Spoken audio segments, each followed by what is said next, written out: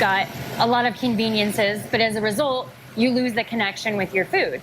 So during the pandemic and still today, supply chain issues impact what's on your store shelves, whether it's maybe baby formula or possibly your favorite food item. Yeah, so that made one local family stop and think, and then they decided to take action.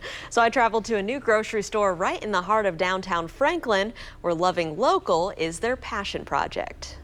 Yeah, we had no idea what we were getting ourselves into. Sarah Campbell and her husband Corey are busy. Totally busy, and yes.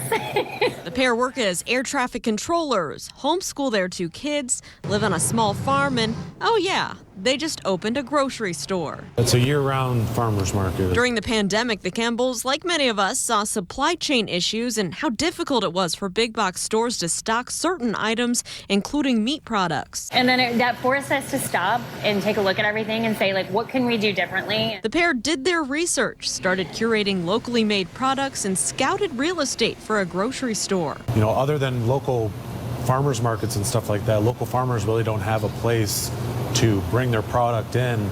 That was Labor Day of last year, and about 8 months later, they opened the doors to Field to Fork off Jefferson Street. Inside, shoppers find local beef, milk, fresh produce, baby food, local coffee, bistro sandwiches, dry goods, and more. Plus, they offer a communal dining area and artisan toys made in Indiana for the kids. You know, your money is staying here in Indiana. And a bustling downtown community that prides itself on shopping small. Small business is definitely something that's at the center of everything that they do here in Franklin. It's about total transparency from the field to your fork, educating people on the producers of these products and supporting your neighbor.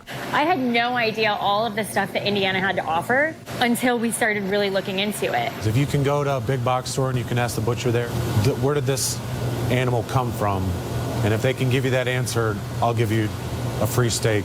Almost everything on these shelves comes from producers within 150 miles of Franklin. We've met the farmers, we've walked the land with them, we've seen the animals. So ironically, Raphael, 60 to 80% of products in their store were also passion projects that came out of the pandemic. Wow, So that was pretty interesting. Plus, they tell me they're also looking for educators to hold different classes in their store on a number of different topics, like breaking our associations with the labels we see on our food. So before I ask you a question, because I have so many questions, I just like the fact that you have options, right? Right. So you can go to the grocery store, you can go to their store. You want something a little special. It's there. So what does that mean, though, when you were talking about the options and the labeling? That's right. So the Campbells explained to me that there's a difference between shopping organically and shopping locally. They said, like your local farmer down the street in Franklin, local producers, to earn that certified organic label, that's really hard to do. It costs a lot of money. So they want to host these conversations to help you become a more informed shopper. Always shop local when you can, and good luck to them. And again, having options does matter. Yes, Lots of especially in options. the pandemic or after.